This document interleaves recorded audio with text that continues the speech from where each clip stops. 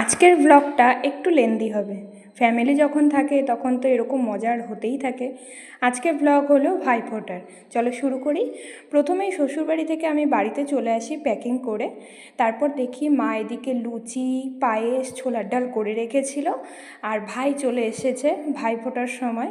তো একজন ছিল একজন ছিল না। তো আমি আর বুনু প্রথমে আমার ভাইকেই ফোঁটা দিই, তারপর বাড়ির এই যে বড় সদস্য তাকে ফোঁটা দিই। তো যখন ভাইফোঁটার দিন আসে তখন খুব মিস করি। বিয়ের আগে প্রত্যেকবার ভাইফোঁটার সময় বাড়িতে দাদা, ছোট্টু সবাই আসতো। তো এবার আমরা সবাই ওদের ওখানে যাব, মানে রায়গঞ্জ যাব। তো ব্লগটা খুব মজার হতে চলেছে। তো ভাই ফোঁটা দেওয়ার পর সবাই তো এইভাবে প্যাকিং করে বাইরে বেরিয়ে আসি। তারপর দেখো স্ট্যান্ডে মোটামুটি 2 ঘন্টা দাঁড়িয়েছিলাম, তারপর আমাদের বাস পাওয়া গেছে, তাও আবার পাবলিক। যাই হোক, সেই দিন তো ভিড় হবেই, সেটা জানা কথা। তো কোনো রকমে একটা মনে আনন্দ নিয়ে বেরিয়ে গেছিলাম, আর পৌঁছে গেছি রায়গঞ্জে। আর